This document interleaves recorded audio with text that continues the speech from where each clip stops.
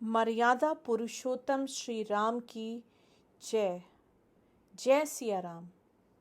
मैं सीमा भसीन आप सब के सामने रामायण की एक अनूठी प्रस्तुति के साथ उपस्थित हुई हूँ, जिसका शीर्षक है सीता के 5 निर्णय।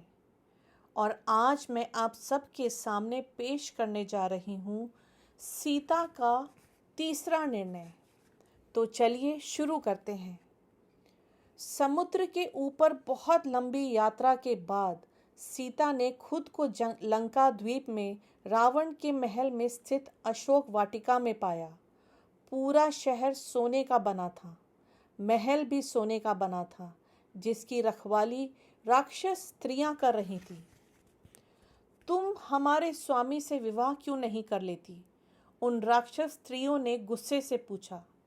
वह सुदर्शन है, अमीर है, होशियार है, होनहार है, शक्तिशाली है। उनसे सभी डरते हैं और वे तुमको बहुत चाहते हैं। उन्होंने तो तुमको अपनी रानी बनाने का भी प्रस्ताव रखा है, फिर भी तुम मना कर रही हो, ऐसा क्यों? बहुत शांति से सीता ने जवाब दिया, मेरी शादी राम से हुई है।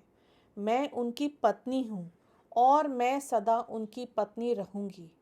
इसमें कोई और विकल्प है ही नहीं।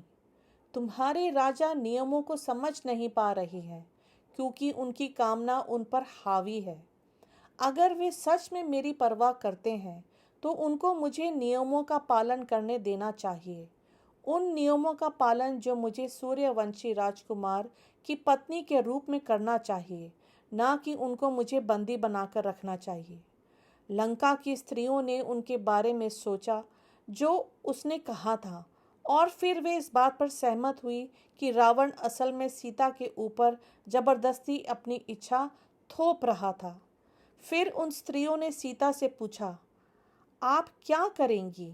आपके पति बहुत दूर हैं, आप जंगल के बीच में हैं, समुद्र से घिरे द्वीप पर, जहाँ चारों तरफ राक्षस ही राक्षस हैं।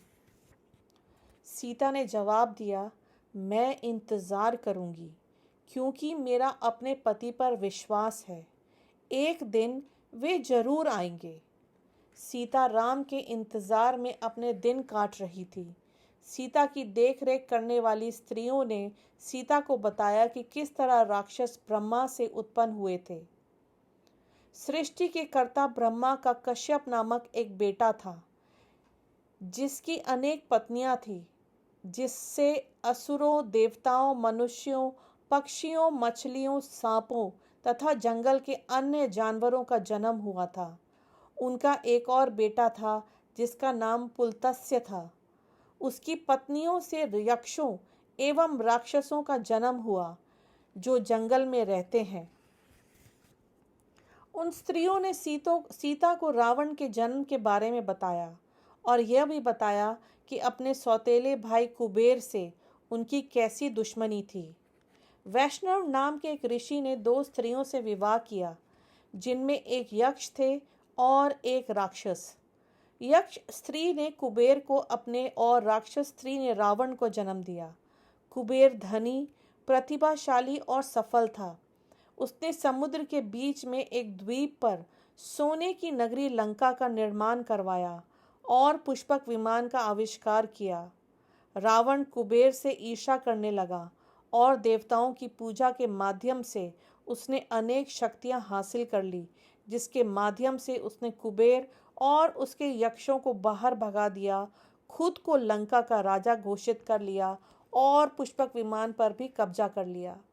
अब बेचारा कुबेर उत्तर में कहीं अलका नामक नगरी में रहता है। सीता इससे प्रभावित नहीं हुई। मेरे राम ने अपना राज्य भरत को दे दिया, जबकि आपके रावण ने कुबेर को उसके अपने राज्य से भगा दिया। इस बीच रावण ने अनेक तरह की चालें चली ताकि सीता उसकी पत्नी बनकर महल में आ जाए। उसने प्यार भरे शब्दों और गीतों का इस्तेमाल किया और उससे कहा कि वह कितनी प्यारी हैं और वे उसको चाहते हैं। उसने सीता को धमकी दी कि अगर वो उसको मारेगा और खा जाएगा।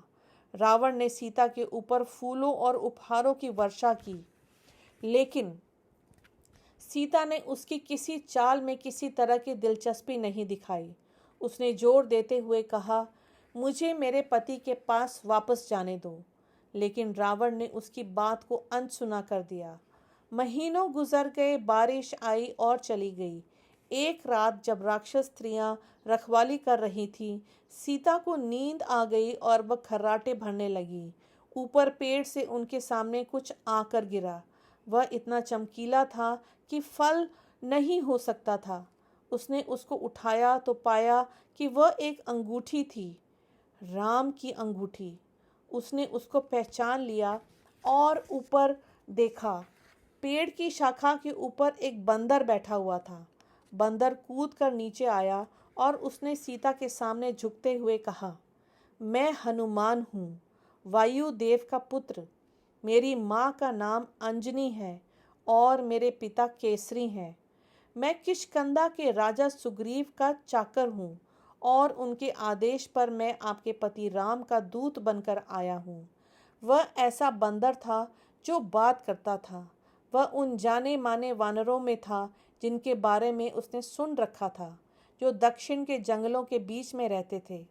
अपना परिचय देने के बाद हनुमान ने सीता को राम के बारे में समाचार दिया। कुछ महीनों पहले वर्षा ऋतु से ठीक पहले हमने देखा कि जंगल में दो अजनबी दक्षिण की तरफ यात्रा कर रहे थे। ना सो रहे थे और ना कुछ खा रहे थे। हर पेड़ और पत्थर के पीछे देख रहे थे। पंपा झील के किनारे एक बूढ़ी आदिवासी स्त्री, जिसका नाम शबरी था, ने उनको खाने के लिए बेर दिए। वह हर बेर को झूठा कर रही थी और केवल मीठे बेर उनको खाने के लिए दे रही थी। राम ने उनको स्वीकार कर लिया, लेकिन लक्ष्मण ने नहीं। हनुमान ने आगे कहा, उत्सुकतावश मैंने अपना परिचय दिया। उसके बाद जब मुझे यह समझ में आ गया कि उनसे किसी तरह का कोई खतरा नहीं था, तो मैं उनको अपने राजा सुग्रीव से मिलवाने के लिए ले गया। राम ने हमें यह बताया कि वे अपनी पत्नी सीता की तलाश कर रहे थे, जिसका अपहरण रावण ने कर लिया था और दक्षिण की तरफ लेकर गया था। हमें उस अपहरण के बारे में पता था, क्योंकि हमने यह देखा था कि रावण अपने पुष्पक विमान में उड़कर जा रहा था। उसकी बाहों में एक स्त्री थी जो विलाप कर रही थी। हमने राम को वे आभूषण दिखाए जो आपने नीचे गिराए थे। राम ने तब सुग्रीव से कहा कि वह आपको खोजें और उनकी मदद करें। सुग्रीव ने मदद करने का भरोसा दिलाया कि वह मदद करेंगे, लेकिन इस शर्त पर कि राम सुग्रीव को उनके भाई वाली को हराने में मदद करेंगे और सुग्रीव को किष्किंधा का राजा बनाएंगे। वाली और सुग्रीव किष्किंधा के पूर्व राजा ऋक्षा के जुड़वा पुत्र थे। मरने से पहले ऋक्षा ने दोनों भाइयों को निर्देश दिया कि वे साम्राज्य के नियमों को मानेंगे। दुर्भाग्य से वाली सुग्रीव पर भरोसा नहीं करता था और थोड़ी सी गलतफहमी के बाद वाली ने सुग्रीव को किष्किंधा से बाहर निकाल दिया। राज्य को वापस पाने का एक ही तरीका था कि वाली का वध कर दिया जाए। सुग्रीव ने राम से कहा, मैं अपने भाई को दृढ़ युद्ध के लिए ललकारूंगा और जब हमारे बीच द्वंद्व चल रहा होगा तो आप झाड़ी के पीछे से छिपकर बाण चलाकर बाली को मार गिराएंगे। राम मान गए। उन्होंने सुग्रीव का यह सुझाव दिया कि वह अपने गले में एक माला डाल लें ताकि वे उसको पहचान सकें। कारण यह था कि दोनों एक जैसे लगते थे, इसीलिए अपनी गर्दन में माला डालकर सुग्रीव ने बाली को द्वंद्व के लिए चुनौती दी और जब दोनों के बीच लड़ाई चल रही थी तो राम ने बाण चलाया और बाली मारा गया, जिससे सुग्रीव वानरों का राजा बन गया। बाली को पीछे से बाण चलाकर तब मारना जब वह सुग्रीव से लड़ाई कर रहा था, क्या यह धोखा नहीं हुआ? सीता ने सोचा। हनुमान ने आगे कहा, यह सुग्रीव की लड़ाई थी, ना कि राम की। बाली ने ताकत का इस्तेमाल करके सुग्रीव को राज्य से बाहर कर दिया। सुग्रीव चालाकी से ही अपने ताकतवर भाई को हरा सकता था। राम बस उसके माध्यम थे। वह सुग्रीव के निर्देशों का पालन कर रहे थे। इसके अलावा अगर राम ने बाली पर सामने से हमला किया होता तो वानरों ने उनको ही अपना राजा बना लिया होता, ना कि सुग्रीव को। राजा बनने के बाद हनुमान ने कहा, सुग्रीव ने अपना वादा पूरा करने की दिशा में सोचा। उन्होंने मुझे दक्षिण में जाकर आपकी खोज करने के लिए कहा, जिसका मतलब था बहुत सारे पहाड़ों और नदियों एवं जंगलों को पार करना और आखिर में एक बहुत बड़ा समुद्र पार करना जिसमें राक्षस भरे हुए थे। यह आसान नहीं था, लेकिन मैं हाजिर हो गया आपको आपके पति के पास वापस ले जाने के लिए, क्योंकि मैं कोई सामान्य वानर नहीं हूँ। मैं समुद्र को छलांग मारकर पार कर सकता हूँ, इसलिए आप मेरी पीठ पर बैठ जाएं। मैं आपको राम के पास वापस लेकर जाऊंगा। सीता ने जवाब दिया, बहुत बहुत धन्यवाद हनुमान। आपने मदद के लिए कहा, यह बहुत बड़ी बात है, लेकिन मैं यह चाहती हूँ कि मेरे पति समुद्र को पार कर लंका आएं, रावण को मारें और मुझे खुद उससे आज़ाद करवाएं। इस तरह से अपने परिवार की इज्जत को दोबारा स्थापित करें।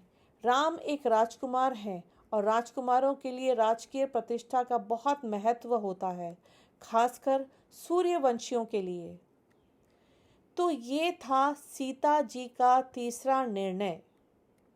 इंसानों का ढंग भी अजीब होता है, हनुमान ने सोचा, लेकिन उसने सीता का यह निर्णय का सम्मान किया।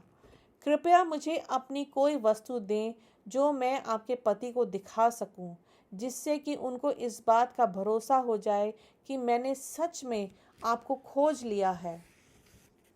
हनुमान ने निवेदन किया। सीता के पास एकमात्र आभूषण बचा हुआ था, उनके जूड़े में लगाए जाने वाला आभूषण, जिसको संस्कृत में चूड़ामणि कहते हैं। वह उन्होंने हनुमान को दे दिया। फिर हनुमान ने कहा, मैं बहुत दूर से चलकर आया हूँ, इससे बहुत भूख लग गई है, क्या मैं कुछ खाने के लिए ले सकता हूँ? सीता ने जवाब दिया, यह वाटिका फलों से लदी हुई है, जो मन है खाओ। हनुमान एक पेड़ से दूसरे पेड़ पर कूदने लगे, फल खाने लगे और आनंद उठाने लगे। जब उनका पेट भर गया तो उन्होंने पेड़ों की शाखाओं को हिलाना शुरू कर दिया और बगीचे में कोहराम मचा दिया। शोर सुनकर अशोक वाटिका की रक्षक राक्षस स्त्रियां उठी तो उन्होंने वहां एक वानर को देखा। वे घबराकर राक्षसों को बुलाने के लिए भागी। रक्षक अंदर आए और बहुत संघर्ष के बाद वे हनुमान को पकड़ने में सफल हुए, या हनुमान ने खुद को पकड़ा जाने दिया।